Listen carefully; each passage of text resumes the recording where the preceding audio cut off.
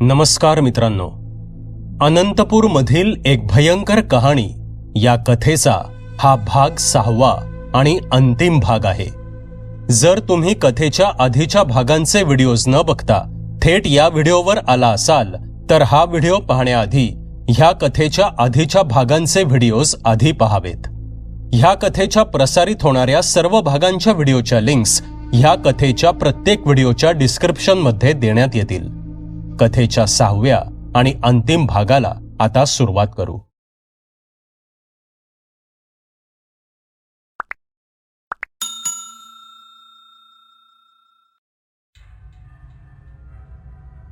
त्याने चटकन मागे वळून पाहिलं, पण मागे कोणीही नव्हतं। तसं तो पुन्हा गाडी ढकलू लागला तेव्हा त्याचं लक्ष गाडीच्या मागच्या काचेवर गेलं। गाडीच्या मागच्या लाल दिव्यांच्या प्रकाशात त्याला त्याच्या मागे एक काळी आकृती उभी असलेली दिसली, जी त्या लाल दिव्यांच्या प्रकाशाने अजूनच भयंकर दिसत होती। त्याने पुन्हा मागे वळून पाहिलं, पण पुन्हा त्याला प्रत्यक्षात काहीही दिसलं नाही। वरून पडणाऱ्या पावसाचा मारा आणि सतत आपल्या भोवती कुणीतरी आहे हा भास यामुळे शरदला भर पावसात सुद्धा घाम फुटला होता। त्याने सर्व ताकद एकवटून गाडीला धक्का दिला आणि गाडी खड्ड्याच्या बाहेर आली। तसं शरद पुन्हा ड्रायव्हिंग सीटवर बसला। पुन्हा गाडी संथ गतीने पुढे जाऊ लागली। काही क्षण गेले असतील नसतील, तोच समोरचं दृश्य पाहून सविता जोरात किंचाळली। शरदने सुद्धा गाडीच्या प्रकाशात दिसणारं दृश्य पाहून पुन्हा करकचून ब्रेक मारला। पुन्हा गाडीचे टायर घासल्याचा आवाज वातावरणात घुमला। शरद आणि सविता मात्र भीतीने समोर पाहत होते। त्यांच्या समोर काळे कपडे घातलेली स्त्री रस्त्याच्या मधोमध उभी असल्याचं त्यांना दिसलं। गाडी ब्रेक मारून थांबवेपर्यंत ते त्या स्त्रीला धडकणार होते। शरदने ब्रेक मारत एक हात डोळ्यांसमोर आडवा धरला। आता जोरात काहीतरी धडकणार असं त्याला वाटलं। आपलं काही खरं नाही असं त्याला वाटलं, पण प्रत्यक्षात तसं काहीही झालं नाही। सविता सुद्धा त्यावेळी घाबरली होती। नलू तर आता निश्चित पडली होती। फक्त हृदयाची धडधड तेवढी तिची ऐकू येत होती। घामाघूम झालेल्या शरदने पुन्हा गाडी सुरू केली, पण आता गाडी सुरू होत नव्हती। त्याने पुन्हा प्रयत्न केला, पण काही केल्या गाडी चालू होत नव्हती। मंदिरात पोचायला कमीत कमी अर्धा तास लागणार होता आणि मंदिरापर्यंत पोचण्याचा रस्ता हा त्या जंगलात जवळूनच जात होता। शरद आणि सविता आता एकमेकांकडे पाहू लागले। दोघांच्याही चेहऱ्यावर आता काय करायचं असा प्रश्न स्पष्ट दिसत होता। तोच आकाशात वीज कडाडली आणि त्या विजेच्या क्षणभर पडणाऱ्या प्रकाशात किशोरीचं तेच भयानक रूप त्यांना दिसलं। ती आता प्रत्यक्ष समोर आली होती, कारण ती आता तिच्या राज्यात होती। इथे तिला कोणाच्याही शरीराची गरज नव्हती आणि तिचं मुख्य सावज तिच्या समोर होतं। तिचा चेहरा रागाने लाल झाला होता।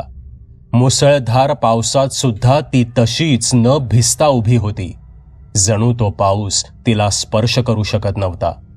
रागाने लाल झालेल्या तिच्या चेहऱ्यावर पांढरे झालेले तिचे डोळे फार भयानक वाटत होते। तिच्या अंगातलं काळ्या रंगाच्या कपड्यासारखं काहीतरी वाऱ्यावर फडफडत होतं। तिचे लांब पण पिंजारलेले केस चेहऱ्यावर येत होते, त्यामुळे ती अजूनच भयानक दिसत होती। आकाशात कडाडणाऱ्या विजांच्या पडणाऱ्या प्रकाशात जाणवत होतं की ती हळूहळू पुढे सरकती आहे। ते सगळं दृश्य पाहून सविता खूप घाबरली। तिने नलूला उराशी कवटाळून घेतलं। तिच्याही डोळ्यातून न कळत पाणी आलं होतं। तिने ते तिचे अश्रू पुसले आणि ती निश्चयाने म्हणाली, नलू माझी मुलगी आहे। प्रत्यक्ष यम जरी आला तरी त्याला मी माझ्या लेकीला नेऊ देणार नाही। मग तू काय चीज आहेस? शरदने यावेळी जेव्हा सविताकडे पाहिलं तेव्हा का कुणास ठाऊक, पण सविताचा चेहरा अचानक प्रकाशमान झाल्यासारखा भासला। ताई, पण आपण गाडीच्या बाहेर उतरलो तर सगळं संपून जाईल। मग आता आपण काय करायचं तुम्ही सांगा, शरद सविताकडे पाहत म्हणाला। दादा, आपल्याकडे आता 2 पर्याय आहेत. एक, भीत भीत इथे बसून येणाऱ्या मृत्यूची वाट पाहणं किंवा असलेल्या संकटाशी 2 हात करणं. आणि मला दुसरा पर्याय जास्त योग्य वाटतोय. भलेही त्यात माझा मृत्यू झाला तरी चालेल, पण मी प्रयत्न न करता मेले हे शल्य मला टोचणार नाही. मंदिर कुठं आहे हे मला चांगलं माहितीये आणि मी आता त्या दिशेनेच निघणार आहे, असे म्हणत सविताने तिची खांद्यावरची ओढणी काढली. नलूला आपल्या उराजवळ घेतलं आणि ओढणीने तिला स्वतःशीच घट्ट बांधून घेतलं.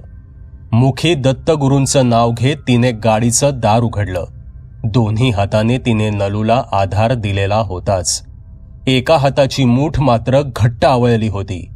ती तशीच गाडीच्या बाहेर उतरली आणि थेट किशोरीला आव्हान देत म्हणाली, किशोरे, मी माझ्या मुलीला काहीही होऊ देणार नाही. बघ प्रयत्न करून. मी त्या मंदिरात जाणार आणि माझ्या मुलीला तुझ्या तावडीतून नक्की सोडवणार. तिचे हे बोलणे ऐकून किशोरी मोठमोठ्याने दात विचकवत हसू लागली आणि म्हणाली, तुझी मुलगी? इतकं बोलून ती परत हसू लागली. ती हसताना तिचे काळे सुळे स्पष्ट दिसत होते. ती ना आता मनुष्य होती, नाही कुठली भटकणारी आत्मा. ती एक सैतानी अंश झाली होती. सविताने लढण्याचा निर्णय घेतला होता. अजून काहीही न बोलता ती मंदिराच्या दिशेने धावत सुटली. तिला आता किशोरीच्या कुठल्याही बोलण्याकडे लक्ष देत बसायचं नव्हतं. तिच्या अशा अचानक हालचालीने किशोरी क्षणभर गोंधळली. जरा सावध झाल्यावर सविताच्या मागे ते धूळ हवेत तरंगत वेगाने निघालं. शरद? समोर काय घडत आहे यात भान हरवून बसलेला शरद अचानक आलेल्या त्या आवाजाने भानावर आला. त्याने वळून बाजूच्या सीटकडे पाहिलं. तिथे आसावरी बसली होती. त्याला नवल वाटलं. त्याला वाटलं हा आपला भासच आहे. त्याने एकदा दोनदा डोळे चोळले देखील, पण आसावरी खरंच तिथे होती. फक्त तिची आकृती धुसर धुरासारखी होती. शरद, अरे काय करतोयस? सविताकडे बघ. नलूला वाचवण्यासाठी जीवाची बाजी लावून ती पळतीये आणि तू इथे शुंभासारखा बसलायस. अरे जा, तिला तुझ्या मदतीची गरज आहे. आसावरीचं हे बोलणं ऐकून त्याला स्वतःचीच लाज वाटू लागली. ताईंना मदत करायची सोडून आपण असे कसे इथे बसून राहिलो, असा विचार त्याच्या डोक्यात चमकून गेला. परिस्थितीचं भान आता त्याला आलं आणि तो देखील गाडीबाहेर पडला. सविताला या गोष्टीची पूर्ण कल्पना होती की किशोरीचा वेग आपल्यापेक्षाही अधिक असणार, पण हातातल्या त्या वस्तूवर तिची आघात श्रद्धा होती. ती वस्तू आपल्याला काहीही होऊ देणार नाही याची तिला खात्री होती.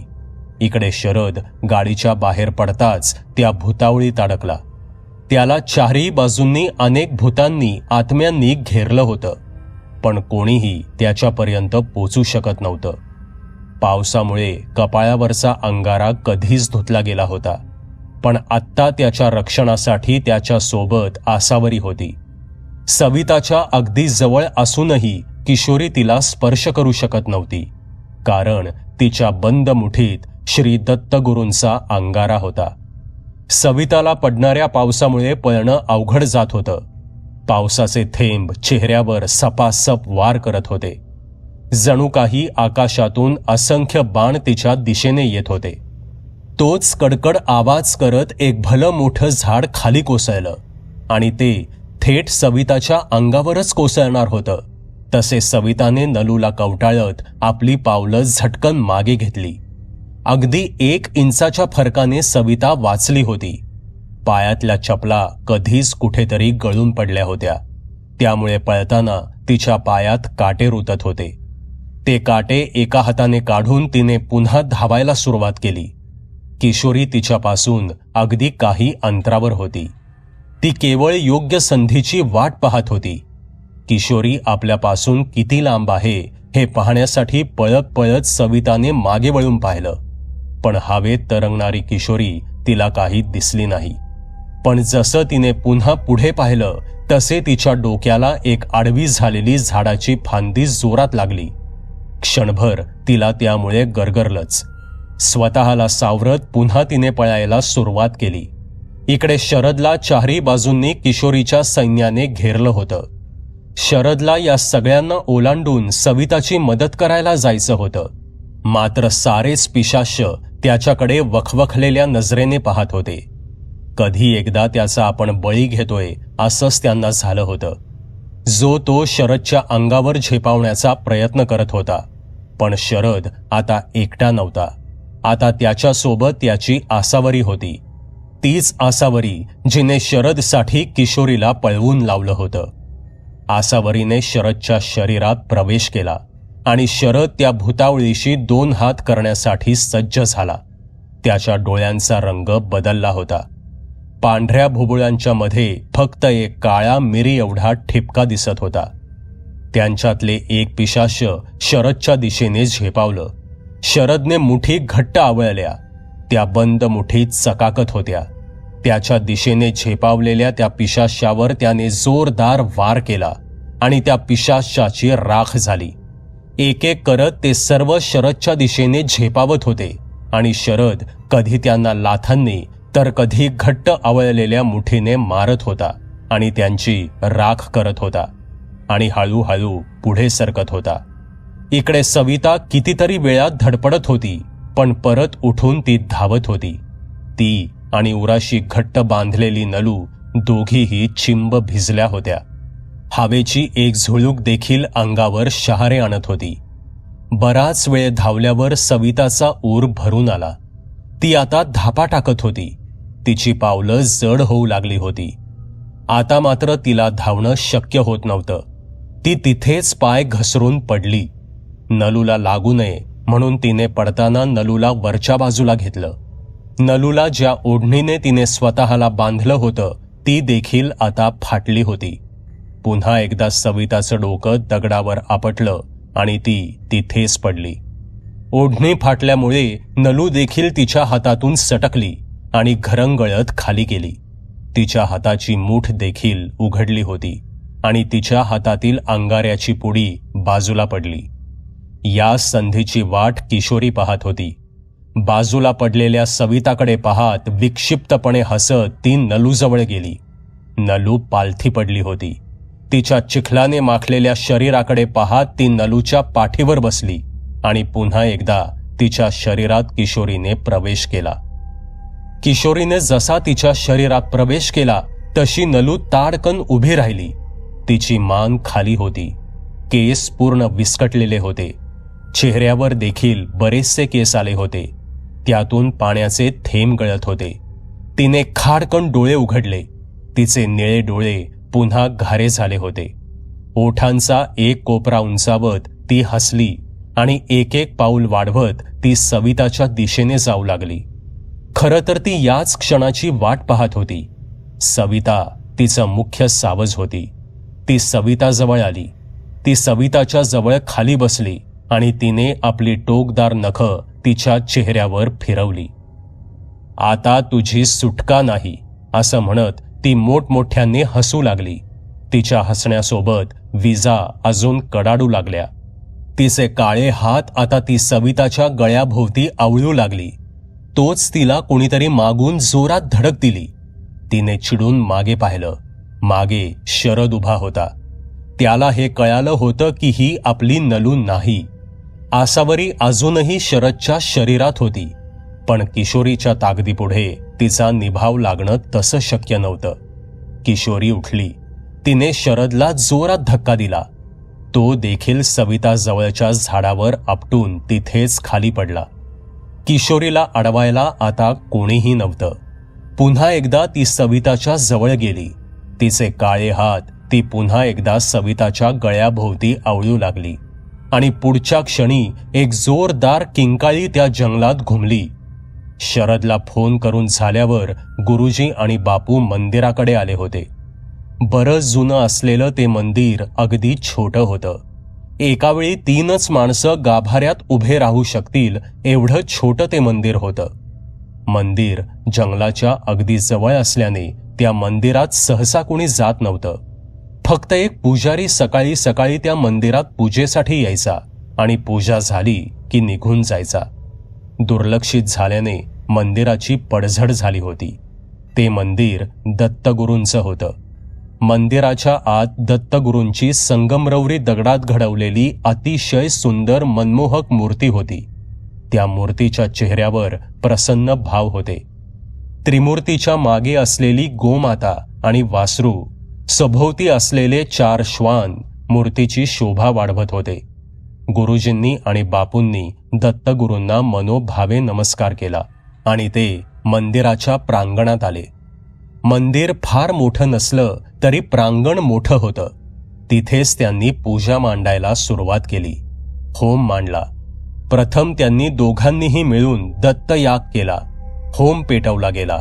बापू आणि गुरुजी दोघेही आसनस्थ झाले. दोघांचेही मंत्रोच्चार चालू झाले. ते मंत्रोच्चार एका सुरात, एका लयीत चालू होते. एक एक आहुती होमामध्ये समर्पित होत होती. आजूबाजूने जाणारे लांबून नमस्कार करून निघून जात होते आणि मनातल्या मनात का होईना दत्तगुरूंचं नाव घेत होते. त्यामुळे यज्ञाच्या पावित्र्यात अजून भर पडत होती. होमाचा धूर जिथे जिथे जात होता तिथे तिथे वातावरण मोकळं होत होतं. तिथली प्रसन्नता वाढत होती. तो यज्ञ संपन्न झाल्यानंतर बापूंनी पुढच्या तयारीला सुरुवात केली. त्यांनी होमाची ती गरम राख हाताने उचलली. पुन्हा दत्तगुरूंच्या नामाचा जप करत त्यांनी त्या होमाच्या गरम राखेतून एक भला मोठा चौकोन आखला आणि त्याच्या पुढे होमकुंड ठेवून त्यांच्या दोन्ही बाजूने पुन्हा 2 वर्तुळं त्याच रक्षाचा वापर करून काढली. आता फक्त अवकाश होता तो शरद आणि या दोघींच्या येण्याचा. या सगळ्यात त्यांनी जंगलाकडे नजर टाकली तर तिथलं वातावरण पूर्णपणे गढूळ झालं होतं. गुरुजी, ते जवळ आले आहेत आणि त्यांच्या सोबत ती देखील आली आहे. सावध राहायला हवं. आता फक्त ते इथे सुखरूप पोचू दे म्हणजे झालं. जंगलाच्या दिशेने नजर रोखत बापूंनी गुरुजींना सूचक इशारा केला. गुरुजींनी एकदा बापूंकडे पाहिलं आणि पुन्हा जंगलाच्या दिशेने नजर वळवली. दत्ता दिगंबरा, रक्षण कर बाबा पोरांचं, गुरुजी मनातल्या मनात म्हणाले आणि ते दोघे स्थानपन्न झाले. त्यांनी डोळे मिटून दत्तगुरूंच्या नामजपाला सुरुवात केली. इकडे सविता बेशुद्ध होऊन पडली होती. आधीच अशक्त आणि मलूल झालेल्या नलूच्या शरीराचा ताबा किशोरीने पुन्हा सहज घेतला होता. किशोरी जेव्हा सविताजवळ जाऊन तिचा गळा आवळू लागली तेव्हा शरद आडवा आला, पण तो सुद्धा किशोरीला अडवायला असमर्थ ठरला. आता मात्र तिला अडवणारं कोणीही नव्हतं. सविता, बघ तुझी नलू माझ्या ताब्यात आहे. आता कोण वाचवणार तुला आणि तुझ्या या लेकीला?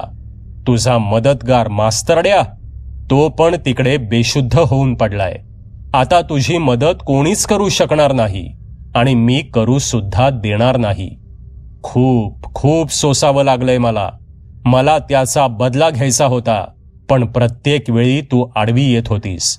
तेव्हाच माझी साथ दिली असतीस तर ना ही माझी अवस्था झाली असती आणि ना ही तुझी अशी अवस्था झाली असती.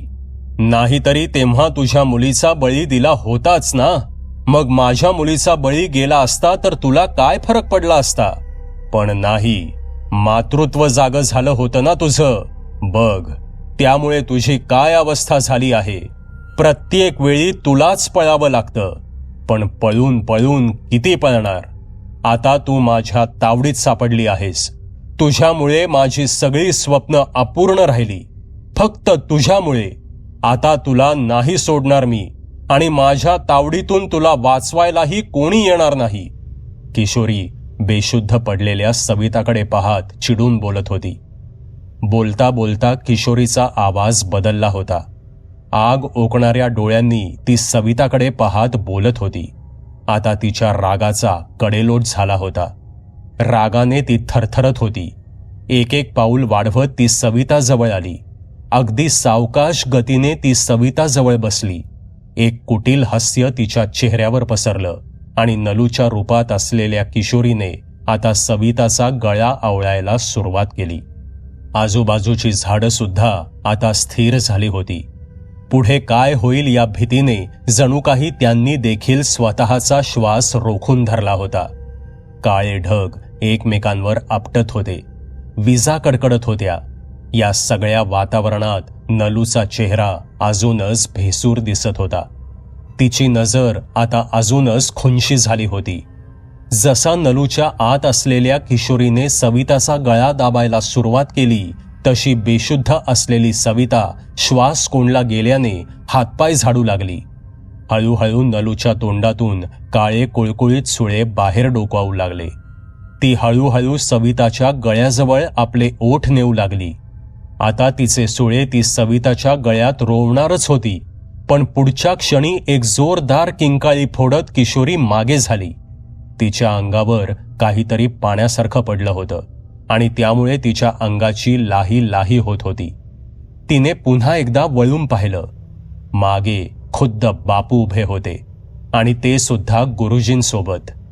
बापूंनी हे ताडलं होतं की किशोरीने नलूचा ताबा घेतलाय, त्यामुळे बापूंनी तिच्या अंगावर दत्तयागाचं तीर्थ शिंपडताच किशोरीच्या अंगाची आग होऊ लागली होती. जेव्हा किशोरीने शरदला जोरात धक्का दिला, तेव्हा झालेल्या आवाजाने बापूंचं लक्ष त्या दिशेला गेलं होतं. कारण सविता जिथे पडली होती तिथेच झुडपं होती आणि त्या झुडपाच्या मागे मंदिराचं प्रांगण होतं. त्यामुळे त्यांना हे समजलं होतं की त्या झुडपाजवळ नक्की कोणीतरी आहे म्हणून. त्यामुळे त्यांनी तीर्थ उचललं आणि ते दोघेही त्या दिशेने आले होते. आता किशोरी चवताळली. हातात तोंडाशी आलेला घास असा निसटून जाताना पाहून तिला प्रचंड राग आला होता.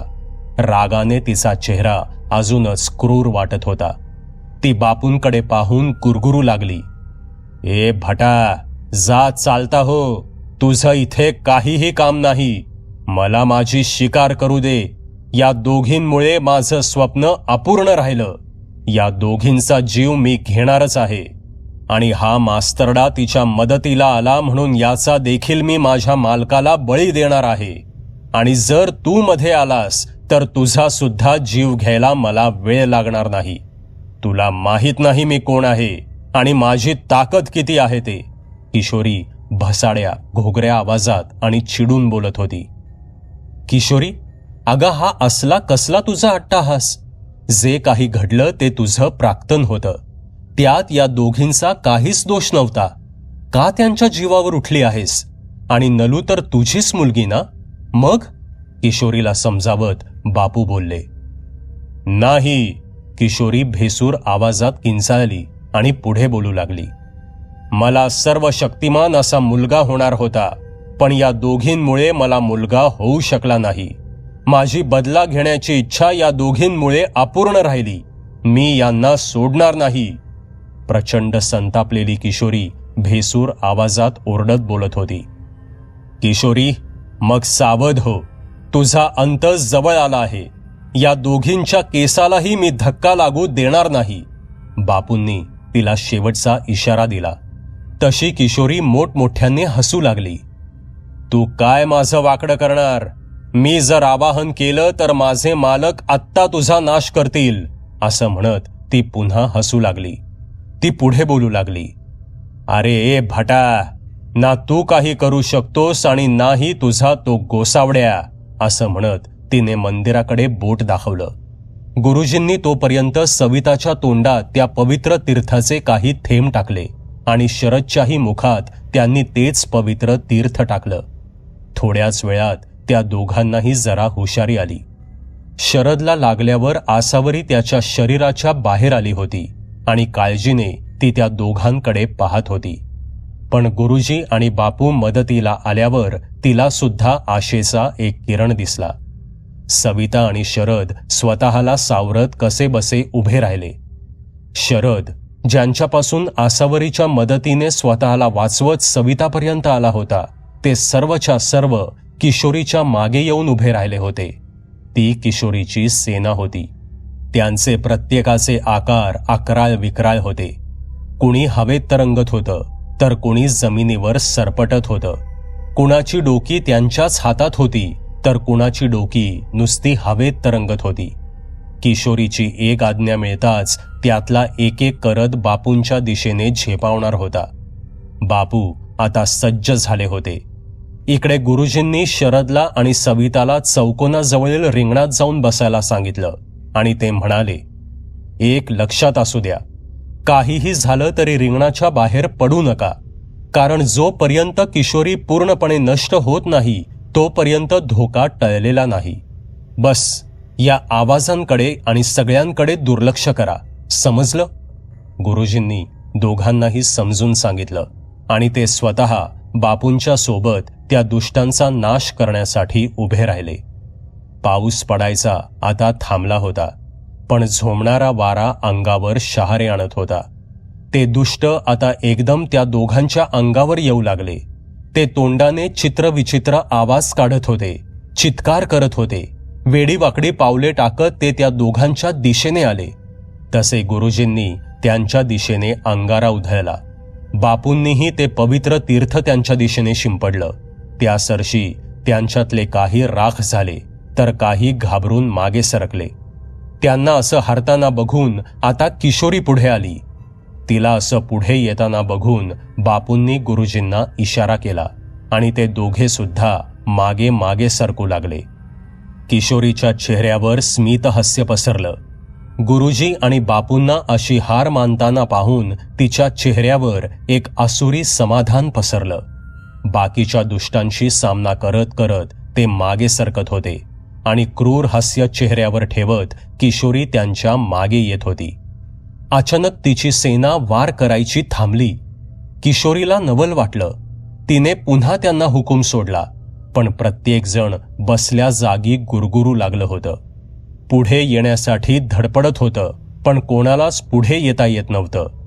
तिने धक्का बसल्यासारखे बापू आणि गुरुजींकडे पाहिलं. त्यांच्या चेहऱ्यावरचे भाव आता बदलले होते. त्यांच्या चेहऱ्यावर समाधान पसरलं होतं. त्यांनी हसत मुखाने किशोरीच्या पायांकडे पाहिलं. किशोरी तिच्याही न कळत तिथे त्या चौकोनात आली होती. तसे ती संतापली आणि त्या चौकोनाबाहेर पडण्याचा प्रयत्न करू लागली. पण जशी ती बाहेर पडण्याचा प्रयत्न करत होती तसा तिथे अग्नी प्रज्वलित होत होता. त्यामुळे ती बाहेर पडू शकत नव्हती. आता ती अजून संतापली. गुरुजींनी पुन्हा एकदा तो अंगारा किशोरीच्या दिशेने उधळला. त्या सरशी किशोरी किंचाळू लागली. डोळे बंद करून ओरडू लागली. या संधीचा फायदा बापूंनी घेतला. बापूंनी इतका वेळ बंद असलेली त्यांची एक मूठ उघडली. त्या बंद मुठीत एक माळ होती, स्फटिकांची माळ. ती माळ दत्तगुरूंच्या पदस्पर्शाने पवित्र झालेली माळ होती. किशोरीला काही कळायच्या आत त्यांनी ती माळ नलूच्या गळ्यात टाकली. ती माळ गळ्यात पडताच किशोरी कर्णकर्कश आवाजात किंचाळली. जशी ती माळ तिच्या गळ्यात पडली तसा त्या माळेचा एक अनेक मणी चमकू लागला. किशोरीला तर असं वाटत होतं की जणू काही असंख्य आगीचे गोळे तिच्या गळ्यात बांधले आहेत. ती चित्कार करत होती, वेड्यासारखी लोळत होती. ती माळ काढण्यासाठी प्रयत्न करत होती. तिने त्या माळेला हात लावला की विस्तव उचलावा असे तिला चटके बसत होते. त्यात बापू आणि गुरुजींनी दत्तगुरूंचं नाव मोठमोठ्याने घ्यायला सुरुवात केली होती. बापू आणि गुरुजींचं बघून शरद आणि सविताने देखील दत्तगुरूंचं नाव घ्यायला सुरुवात केली होती. पण नलूला असं तडफडताना बघून सविताच्या काळजाचं पाणी पाणी होत होतं. पण आता बघण्याशिवाय ती काहीच करू शकणार नव्हती. ते सगळेच प्रांगणात आले होते. प्रांगणातील वातावरण एकदम मोकळं होतं. जंगलातल्या भारलेल्या वातावरणातून प्रांगणात प्रवेश करताच सविता आणि शरदला तो फरक प्रखर्षाने जाणवला. त्यांनी केलेल्या सततच्या नामजपामुळे किशोरीला अजूनच त्रास होत होता. तिने हात कानावर दाबून धरून ठेवले होते आणि ती सतत भेसूर आवाजात ओरडत होती, बंद करा ही बडबड, एकेकाचे लचके तोडेन, बंद करा त्या गोसावड्याचं नाव घेणं, बंद करा.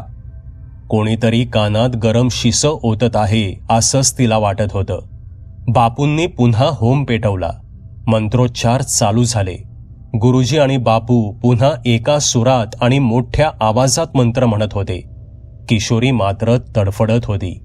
तिथून सुटण्यासाठी धडपडत होती. एक प्रयत्न म्हणून तिने सविताकडे पाहिलं. आई, आई, अतिशय करुण स्वरात नलूचा आवाज काढत ती ओरडत होती. आई, मला खूप त्रास होतोय ग. एक तर ती काळी काकू सारखी मला ओरडत असते, मारत असते ग. आता या दोघांमुळे मला अजून त्रास होतोय ग. आई, आई मला वाचव ग, असं म्हणत ती रडू लागली.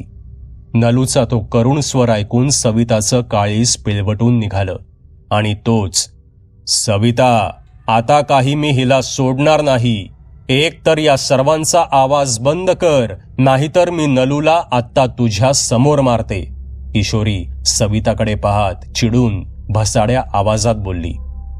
आई, आई, ती मला मारतीये. आई, ती काळी काकू मला मारतीये, पुन्हा एकदा नलू आर्त आवाजात बोलली. नाही सोडणार, कोणालाच नाही सोडणार. सविते, आधी नलू, मग तू, मग हे बाकीचे सगळे, सगळे माझे गुलाम होणार, मध्येच किशोरी बोलली. आई, आई, नलूची पुन्हा आर्त किंकाळी आली. ती किंकाळी ऐकताच आता सविता तिच्या जागेवरून उठून उभी राहिली. तिला असं उभं राहिलेलं पाहताच खाली मान घालून रडण्याचं नाटक करणारी किशोरी खुश झाली. ये सविते, ये, आज मला मुक्त कर, मग मी सुद्धा तुला कायमची मुक्त करीन, किशोरी स्वतःशीच पुटपुटली. तिरक्या नजरेने ती सविताकडे पाहू लागली. सविताने पाय उचलला. आता ती रिंगणा बाहेर पडणार तोच गुरुजींनी अंगारा सविताच्या दिशेने उधळला आणि ते मंदिराच्या दिशेनं गेले. तसे सविता भानावर आली. पुन्हा ती नामजपाला बसली. नलूच्या शरीरात अजून किशोरी तशीच आहे हे तिला कळून चुकलं होतं. आपला हा देखील प्रयत्न फसला आहे हे पाहून किशोरी अजूनच चिडली. मग ती त्या मायेने बसणारे चटके सोसत तिथेच गुडघ्यावर बसली. दोन्ही हात गुडघ्यांवर ठेवून तिने एकदा बापूंकडे पाहिलं. मग डोळे बंद करून ती काहीतरी पुटपुटू लागली आणि काही क्षणात तिच्या मागे पण चौकोनाच्या बाहेरच्या बाजूने एक काळी सावली निर्माण होऊ लागली. सविताचं त्या बाजूला लक्ष गेलं. तसे तिचे डोळे भयानं मोठे झाले. सविताला ती काळी सावली ओळखीची होती. बापू मात्र शांतपणे मंत्र म्हणत होम करत होते. किशोरीची पुटपुट अजून सुद्धा चालू होती. तिच्या मागची ती सावली आता स्पष्ट होऊ लागली होती आणि अचानक एक आवाज झाला. त्यामुळे तिचे ध्यान विचलित झालं. तिच्या भुवया आकसल्या, कपाळावर आठ्या जमा झाल्या आणि तिने खाडकन डोळे उघडले. तिचे डोळे उघडताच मागे निर्माण झालेली सावली हवेत विरून गेली. तो आवाज तिला अजिबात सहन होत नव्हता. तो आवाज म्हणजे गुरुजींनी मंदिरात केलेला घंटानाद होता. सततच्या होणाऱ्या वेगवेगळ्या आघातांमुळे ती खूप कमजोर झाली होती. बापू आता त्यांच्या आसनावरून उठले. बापूंनी काही मंत्र म्हणत होमाचं तीर्थ नलूचं तोंड बळच उघडून त्यात टाकलं आणि समोरच्या धगधगणाऱ्या होमाचा अंगारा तिच्या कपाळी लावला. त्या सरशी नलू तडफडू लागली, आचके देऊ लागली. तिची ही अवस्था सविताला बघवत नव्हती. तिच्या डोळ्यातून सतत अश्रू वाहत होते. शरद सुद्धा नलूची ही अवस्था पाहून बेचैन झाला होता. एक शेवटचा आचका नलूने दिला. ती उठून उभी राहिली आणि तिला त्याच क्षणी एक उलटी झाली. एक काळसर द्रव्य तिच्या मुखातून बाहेर पडलं आणि त्यासोबत एक केसांचा पुंजका पडावा त्याप्रमाणे काहीतरी तिच्या तोंडातून बाहेर पडलं आणि एक काळसर धूर त्या चौकोनाच्या कोपऱ्यात दिसू लागला. ती किशोरी होती आणि नलू पुन्हा खाली कोसळली. बापूंनी त्या उलटून पडलेल्या द्रव्यावर तीर्थ टाकलं. लगेचच होमातला जळता निखारा त्यावर टाकला. त्या सरशी त्या सर्व द्रव्याने पेट घेतला. त्या जळणाऱ्या द्रव्यासोबत चौकोनात घुटमळणारी किशोरी सुद्धा जळू लागली. तिच्या अंगाची लाही लाही होऊ लागली. चित्रविचित्र आवाजात ती किंचाळत होती, विव्हळत होती. जशी किशोरी जळत होती तशी प्रांगणाच्या बाहेर उभी असलेली तिची सेना एक एक करत नष्ट होऊ लागली आणि काही क्षणात किशोरीची राख झाली. तिचा अंत झाला होता. तिचा अंत होताना पाहून आसावरी देखील सुखावली होती. किशोरीचा अंत होताच जंगलामधून अनेक चित्कार ऐकू येऊ लागले आणि मुक्तीसाठी धडपडणारे सारेच आकाशाच्या दिशेने निघून गेले. किशोरीची झालेली राख आता धुरासारखी उडून जात होती. आभाळ आता मोकळं झालं होतं. पूर्वेकडे तांबूस रंग पसरू लागला होता. म्हणजे या सगळ्यात किती वेळ गेला हे देखील कुणाला समजलं नाही. जंगलाच्या दिशेने आता पक्ष्यांचे आवाज येऊ लागले होते. जंगल देखील आता मुक्त झालं होतं. ते देखील मोकळा श्वास घेत होतं. सगळं काही आता शांत झालं होतं. सविता उठून नलूपाशी धावत गेली. ती शांत झोपली होती. तिच्या चेहऱ्यावरचं गेलेलं तेज आता परत आलं होतं. बापूंनी नलूच्या चेहऱ्यावर पुन्हा ते तीर्थ शिंपडलं. तिला शुद्ध आली.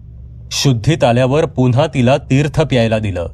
काही क्षणात ती पुन्हा पूर्वीसारखी दिसू लागली आणि ती तिच्या निळ्या डोळ्यांनी सविताकडे टकामका पाहू लागली. आपली नलू सुखरूप आहे हे पाहून सविताला भरून आलं. सविताने तिला कवटाळून घेतलं. सविताने बापूंपुढे हात जोडले. तोपर्यंत गुरुजी देखील पुन्हा प्रांगणात आले होते. किशोरीचा अंत झालेला पाहून त्यांना समाधान वाटलं. आसावरी हे सारं काही पाहत होती. ती शरद जवळ आली आणि म्हणाली, शरद, आता मी सुद्धा निघते. तसं साऱ्यांचंच लक्ष तिच्याकडे गेलं. आसावरी? शरद गहिवरला होता. आसावरी, मी तुझ्याशिवाय अपूर्ण आहे ग. नको जाऊस असं सोडून. पाहिजे तो हट्ट कर, चालेल मला, पण जाण्याचं नको ग बोलूस. प्लीज आसावरी, मला सोडून नको जाऊस. बोलता बोलता शरदच्या डोळ्यातून पाणी आलं होतं. पण शरद, मला जावं लागेल ना? आसावरी शांत स्वरात म्हणाली. नाही आसावरी, आज जर तू नसतीस तर मी ताईंची मदत कधीच करू शकलो नसतो ग. नेहमी तू हट्ट करतेस ना, आज मी करतो. नको ना जाऊस. इतक्यात नलू देखील शरद जवळ आली. तिच्या मागे सविता देखील आली. बापू आणि गुरुजी आसावरीकडे पाहत होते. नलूने शरदचा एक हात आपल्या एका हाताने अलगद धरला आणि आसावरीकडे पाहत ती सुद्धा म्हणाली, मामी, नको ना जाऊस. बाळा, मला जावं लागेल. मी असणार आहे कायम तुमच्यात, तुमच्या मनात आणि आठवणीत. आसावरी नलूकडे पाहत म्हणाली. शरद, तिला जाऊ दे. खूप यातना असतात रे या यवनीत. तिला मुक्त होऊ दे. बापू शरदला म्हणाले. आपल्या आसावरीला त्रास होईल या कल्पनेने शरद विचलित झाला. त्याने आसावरीकडे बघून भरल्या डोळ्यांनी होकारार्थी मान हलवली. आसावरीने सगळ्यांचा निरोप घेतला. सविताने देखील आसावरीला नमस्कार केला. बापूंनी तिच्या अंगावर दत्तयागाचं तीर्थ शिंपडलं. तसे आसावरी जिथे उभी होती तिथे अनेक काजवे चमकावे असं काही चमकू लागलं आणि ते काजवे उगवणाऱ्या सूर्याच्या दिशेने निघून गेले. सूर्यनारायण आता संथ गतीने आकाशात अवतरत होते. बापू, गुरुजी मंदिराच्या गाभाऱ्यात गेले, तर सविता, शरद, नलू यांनी मंदिरातील मूर्तीचं दर्शन बाहेरून घेतलं. मनापासून त्यांनी दत्तगुरूंचे आभार मानले. आज का कुणास ठाऊक, पण ती मूर्ती आपल्याकडे पाहून प्रसन्नपणे हसत आहे असंच बापूंना वाटलं. शरद आणि सविता पुन्हा बापूंचे आणि गुरुजींचे आभार मानत होते. पण त्या दोघांना मात्र आपण एका लहान मुलीची सुखरूप सुटका करू शकलो, एका आईची आणि मुलीची पुन्हा भेट घडवून आणू शकलो, याचं समाधान जास्त होतं. बापूंनी त्यांच्या गाडीतून शरद, सविता आणि नलूला त्यांच्या गाडीपर्यंत पोचवलं आणि ते दोघेही निघून गेले. दुसऱ्या दिवशी शरद सविताच्या घरी जेवणासाठी आला होता.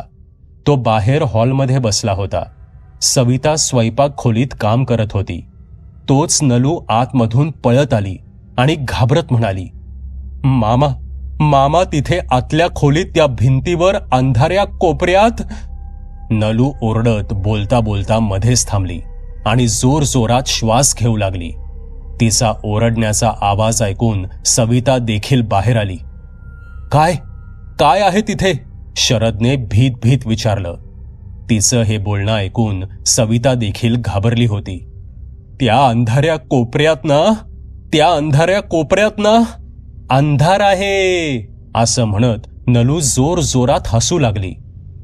बदमाश असं म्हणत शरद तिला खोटच मारायला तिच्या मागे धावू लागला आणि त्यांची ही मस्ती पाहून सवितालाही मनापासून हसू आलं आणि झालं गेलं सगळं विसरून त्यांच्या या मस्तीकडे सविता समाधानाने पाहत राहिली. मित्रांनो, ही कथा तुम्हाला कशी वाटली ते कॉमेंटमध्ये नक्की सांगा. पुन्हा भेटूयात अशाच एका भयकथेसोबत. धन्यवाद. सबस्क्राईब करा एटी स्टोरी टेलर चॅनलला आणि बेल आयकन दाबून ऑलवर क्लिक करा आमचे व्हिडिओज सगळ्यात आधी बघण्यासाठी.